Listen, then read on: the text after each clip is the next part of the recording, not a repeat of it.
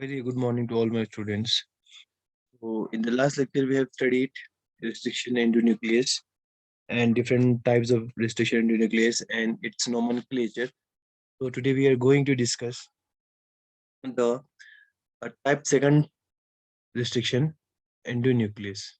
Okay, type second and restriction endonuclease. तो हमें इसके बारे में थोड़ा सा डिटेल में पढ़ना है. तो टाइप सेकंड रिस्ट्रिक्शन एंडोन्यूक्लियस हमने ऑलरेडी कहा कि ये मेनली स्पेसिफिक साइट्स पे कट करता है और इसके एक्टिवेशन के लिए मैग्नीशियम चाहिए होता है. ओके. एंड एक ये पैलिंड्रोमिक सीक्वेंसेस को मेनली क्या करता है, कट करता है और इसमें एक सब यूनिट होता है, वो हमने ऑलरेडी कल डिस्कस किया था, तो आज हम और थोड़ा सा देख लेंगे. Okay. So a type second restriction endonuclease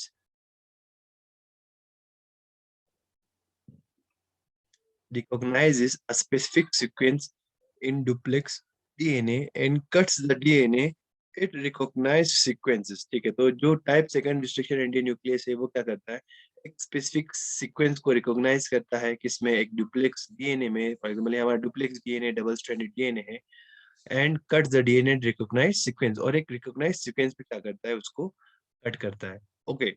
So the enzyme consists of two identical subunits and its molecular weight ranges from 20,000 to 1 lakh Daltons. ठीक है, तो जो ये टाइप सेकंड रिस्ट्रिक्शन एंडोन्यूक्लियस है वो दो सब यूनिट से बना होता है और इसका जो मॉलिक्यूलर वेट होता है वो कितना होता है, that is around 20,000 to 1 lakh daltons. Okay, तो इसका इतना मॉलिक्यूलर वेट होता है.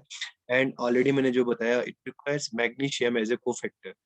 ठीक है, एक मैग्नीशियम चाहिए इसको कोफैक्टर, एज ए कोफैक्टर, ताकि इसकी जो एंजाइमेटिक एक्टिविटी है वो अच्छे से हो सके, या it for its enzymatic activity magnesium is required as a cofactor. Okay, तो इसके जो एग्जांपल्स हैं टाइप 2 रिस्ट्रिक्शन एंडोन्यूक्लियस के, यहाँ पे दिया हुआ है, that is Eco R 1 Hind third MBO1 etcetera. ठीक है, these are the example of type second restriction enzymes. Okay, तो करंटली अभी अराउंड 350 जो टाइप 2 रिस्ट्रिक्शन एंडोन्यूक्लियस हैं, they are isolated from various bacterial strains. ठीक है, तो 350 जो टाइप सेकंड रिस्ट्रिक्शन एंडोन्यूक्लियस है वो प्रेजेंट है and they are derived, they are isolated from various bacterial strains. ठीक है, तो करंटली इतने 350 टाइप 2 रिस्ट्रिक्शन एंडोन्यूक्लियस वो प्रेजेंट है. ओके, जिसको आइसोलेट किया गया है डिफरेंट बैक्टीरियल सिस्टम में से या डिफरेंट बैक्टीरियल स्ट्रेन्स में से. ओके,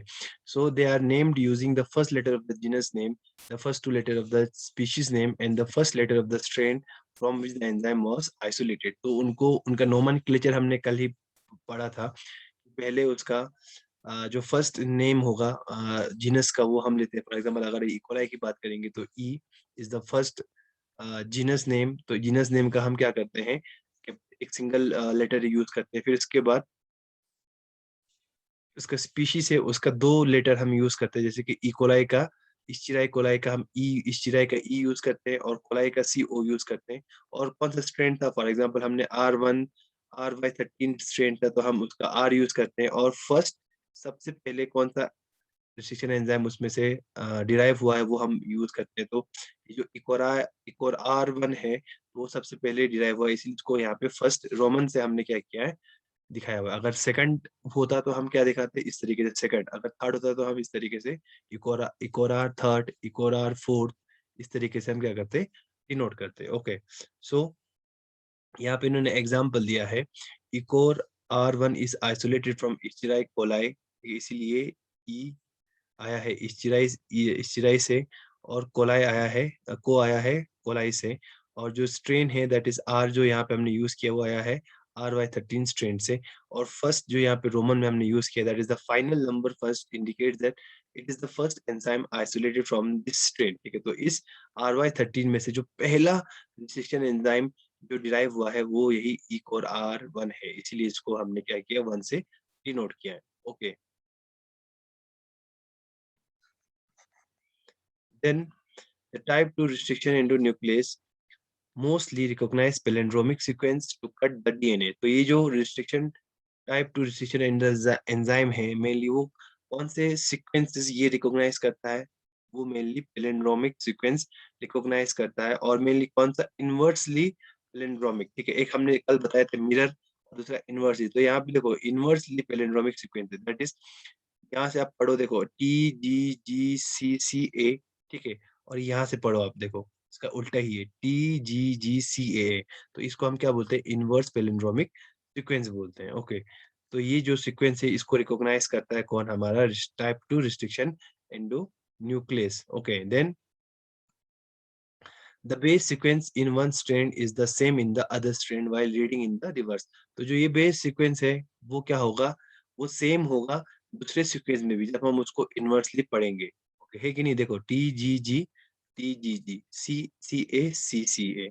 तो इसी को हम क्या बोलते हैं, पैलिंड्रोमिक सीक्वेंस बोलते हैं। ओके, तो एन एक्सिस और line cuts the palindromic sequence into identical half and is called axis of symmetry। तो एक एक्सिस से क्या होगा, जब हम इसको कट करते हैं तो टू इक्वल हाफ्स में ये डिवाइड हो जाते हैं, आइडेंटिकल हाफ्स में। तो आप देख सकते हैं, देखो TGG यहाँ से अगर हम कट कर देंगे तो ये TGGCCA, और उसके नीचे है TGGCCA। तो उस एक्सिस को जहां से ये टू आइडेंटिकल हाफ्स में डिवाइड हो जाता है, तो उस एक्सिस को हम क्या बोलते हैं, एक्सिस ऑफ सिमेट्री बोलते हैं। क्या बोलते हैं, एक्सिस ऑफ सिमेट्री। तो some restriction enzymes cut at the restriction site along the axis of symmetry while others cut it at either side of the axis of symmetry। तो कुछ restriction enzymes हैं जो क्या करता है, जो उसको एक्सिस ऑफ सिमेट्री पे कट करता है, और कुछ रिस्ट्रिक्शन एंजाइम्स ऐसे हैं जो उसको एक्सिस ऑफ सिमेट्री पे कट नहीं करता है, बल्कि इधर side of the axis of symmetry इसको कट करता है। ठीक है, जैसे कि मैं आपको दिखाता हूँ यहाँ पे, ये कुछ एंजाइम्स है, तो कुछ एंजाइम्स यहाँ से कट कर देता है, और यहाँ पे हमने कल बताया था ब्लंट एंड्स यहाँ पे फॉर्म होंगे इस तरीके से। और कुछ जो रिस्ट्रिक्शन एंजाइम्स हैं वो एक्सिस ऑफ सिमेट्री को छोड़ के साइड से उसको इधर साइड से कट करता है इस तरीके से। तो जब यहाँ पे वो फॉर्म होगा तो इस तरीके का स्टिकी एंड्स यहाँ पे डेवलप होगा। ठीक है, तो this is the sticky ends जो हमने कल बताया था, और this is the blunt ends. ठीक है, बट जो ये रिस्ट्रिक्शन टाइप सेकंड है mainly blunt sticky ends form करता है, रिस्ट्रिक्शन टाइप सेकंड। और सॉरी, मोस्ट ऑफ जो एंजाइम्स है वो स्टिकी एंड्स ही यहाँ पे फॉर्म करता है। ओके, तो हम यहाँ पे अगर हम बात करेंगे कि इसके प्लेन ऑफ कटिंग किस तरीके से ये कट करते हैं, देखो, so some restriction enzymes cuts DNA along the axis of the symmetry restriction site. तो बीच में से ही कट कर देता है, और यहाँ पे अब देखो ब्लंट एंड्स यहाँ पे फॉर्म हो गए। ठीक है, and they break two phosphodiester bonds, one in either strand of the restriction site at the axis of symmetry, hence two blunt ends are formed, example BAL1। ठीक है, तो ये जो BAL1 है, जो एंजाइम है यहाँ पे दिखाया हुआ है, वो एक्सिस ऑफ सिमेट्री से ही क्या करता है, इसको रिस्ट्रिक्शन साइट को कट कर देता है, और यहाँ पे दो ब्लंट एंड्स यहाँ पे फॉर्म होते हैं। ओके, तो मेन ये क्या करता है, फोस्फोडाइस्टर बॉन्ड ब्रेक करता है। फॉर एग्जाम्पल शुगर होगा, ये हमारा बेस है, देन फॉस्फेट, देन शुगर, ये हमारा बेस। तो ये जो फॉस्फोडाइस्टर बॉन्ड है शुगर और फॉस्फेट के बीच में, ये ब्रेक हो जाता है। ठीक है, ये फॉस्फेट अगेन यहाँ पे क्या होगा, ये जो बॉन्ड है ये ब्रेक हो जाता है। तो फॉस्फेट और शुगर के बीच में जो बॉन्ड है वो ब्रेक हो जाता है।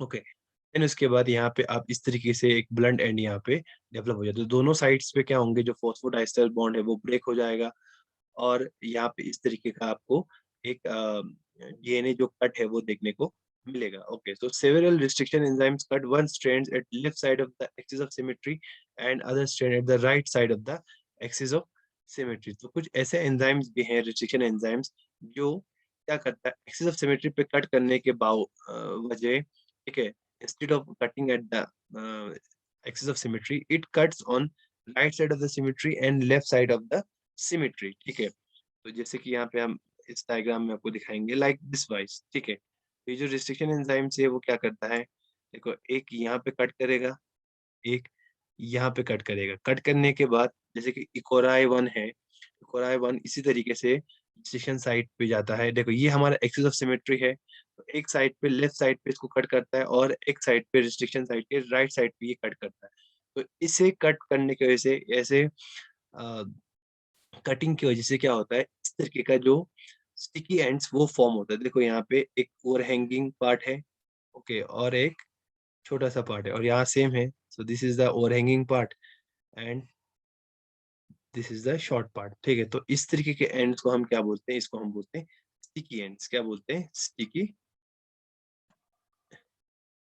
Ends. So these ends are very important for gene inserting, या हम जब अपना फॉरेन डीएनए इंसर्ट करते हैं उस टाइम पे इस टाइप का कटिंग बहुत ही इंपॉर्टेंट रहता है। ओके, सो जो हमने एग्जांपल दिए इकोराई, इकोराई इस टाइप का स्टिकी एंड्स यहाँ पे फॉर्म करता है। Okay, so then they break hydrogen bond between base pairs lying between the two cut sites. As a result, DNA fragments with single-stranded extension are formed. The single-stranded extensions are called cohesive ends or sticky ends. उसके बाद क्या होता है? उसके बाद ये जो bonds है, देखो यहाँ पे जी और सी के बीच में बॉन्ड है, एडेनिन और थाइमिन के बीच में बॉन्ड है, ये बॉन्ड भी ब्रेक होता है यहाँ पे। पहले ये बॉन्ड ब्रेक होगा, फॉस्फोडाइस्टर बॉन्ड, ओके, देन उसके बाद ये जो इस पेस के बीच में जो बॉन्ड है वो ब्रेक हो जाएगा। जब ये बॉन्ड ब्रेक हो जाएगा तो आपको इस तरीके से ओवरहैंगिंग स्ट्रक्चर्स देखने को मिलेगा। तो इन एंड्स को हम या तो हम कोहेसिव टेल बोलते हैं या स्टिकी एंड्स बोलते हैं। आपने देखा होगा जब हम कॉस्मिड बनाते हैं तो कॉस्मिड में हम बैक्टीरियोफेज का जो कोहेसिव एंड है या कॉस साइट्स है वो हम यूज करते हैं। तो कॉस साइट इस तरीके के जो कट्स है वो देता है डीएनए में। Okay,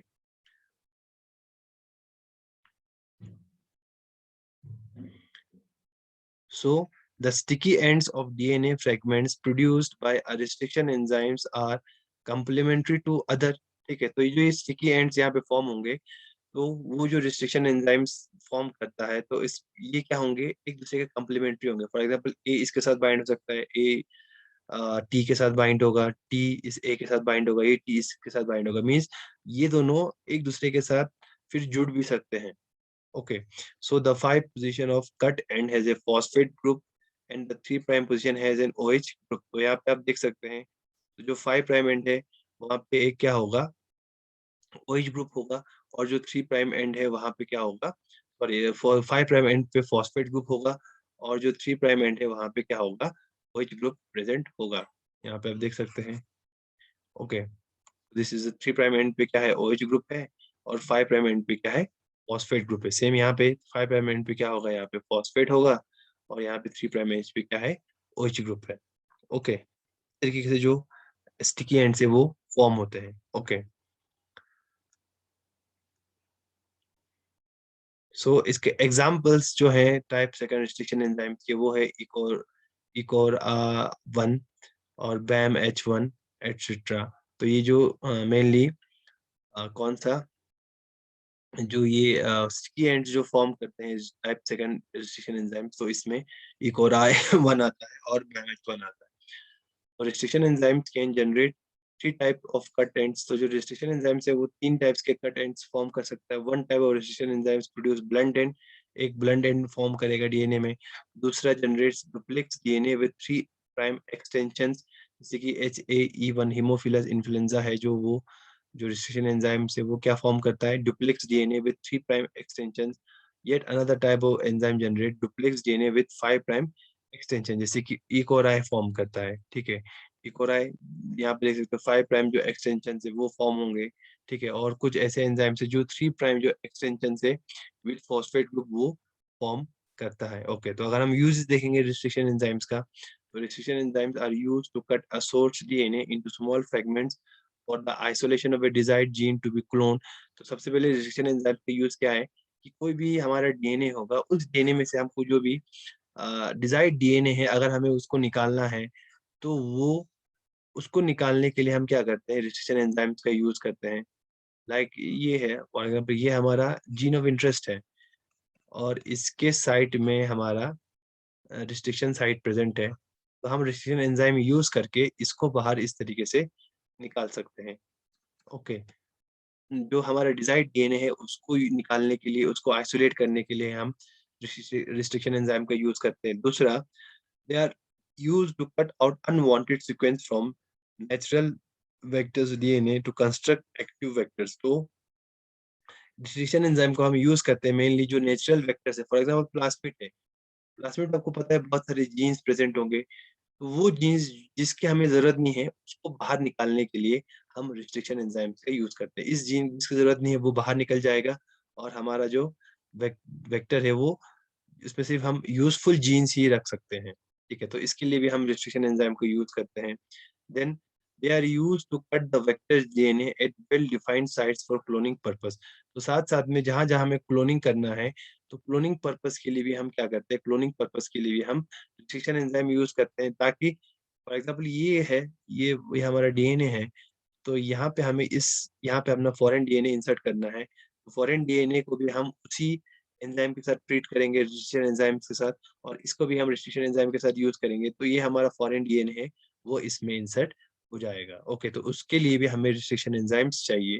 then they are used to cut large DNA into small fragments for nucleotide sequencing. Nucleotide sequencing के लिए न्यूक्लियोटाइड का सीक्वेंस क्या है, ऑर्डर ऑफ न्यूक्लियोटाइड का सीक्वेंस क्या है, वो पता करने के लिए भी हम बड़े-बड़े डीएनए को पहले कट करते हैं। उस कट करने के लिए भी हमें क्या चाहिए, रिस्ट्रिक्शन एंजाइम्स चाहिए होता है। Okay, so they are used to construct restriction map of DNA. तो साथ-साथ में रिस्ट्रिक्शन एंजाइम हम इसलिए यूज़ करते हैं ताकि हमें रिस्ट्रिक्शन मैप पता चल सके। रिस्ट्रिक्शन मैप क्या होता है? फॉर एग्जाम्पल ये हमारा डीएनए है, तो इस डीएनए में कहाँ-कहाँ पे कौन-कौन से रिस्ट्रिक्शन साइट्स प्रेज़ेंट है, वो पता करने के लिए भी हम रिस्ट्रिक्शन एंजाइम यूज़ करते हैं, ताकि हमें पता चले कि हाँ, यहाँ पे ये फॉर एग्ज़ाम्पल इकोराई के लिए रिस्ट्रिक्शन साइट प्रेज़ेंट है, ये बैम के लिए प्रेज़ेंट है, बैम H1 के लिए, ये अ, हीन के लिए प्रेज़ेंट है, तो ये हमें पता चल जाएगा। ये हमें पता चल गया, तो हम बाद में वही जो रिस्ट्रिक्शन एंजाइम्स है, उसका यूज़ करके हम इसको अलग ये जो जीन्स है, उनको अलग कर सकते हैं। ओके, देन लास्ट है, they are used to determine variants of closely related individuals by restriction fragment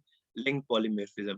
ठीक है, और साथ-साथ में हम क्या कर सकते हैं, जो क्लोज़ रिलेटेड इंडिविजुअल्स हैं, फॉर एग्ज़ाम्पल एक फादर और एक चाइल्ड है, उसका जो डीएनए ऑलमोस्ट मैच करता है, तो हम रिस्ट्रिक्शन एंजाइम यूज़ करते हैं ताकि वहाँ पे जो फ्रैगमेंट्स है, वो फ़ॉर्म हो सके और जो रिस्ट्रिक्शन फ्रैगमेंट लिंक पॉलीमॉर्फिज़्म आरएफएलपी जो प्रोसेस है, उसके थ्रू हम पता लगा सकते हैं कि यहाँ पे जो इन दोनों का जो डीएनए है, वो कितना परसेंट मैच करता है। ओके, तो उसके लिए भी हम रिस्ट्रिक्शन एंजाइम्स का यूज़ करते हैं। So this is all about the type 2 restriction enzymes and uses of restriction enzyme. Hope आपको अंडरस्टैंड हुआ होगा। तो अगर आपको अंडरस्टैंड नहीं हुआ, तो we will discuss it in the next lecture. Okay, thank you.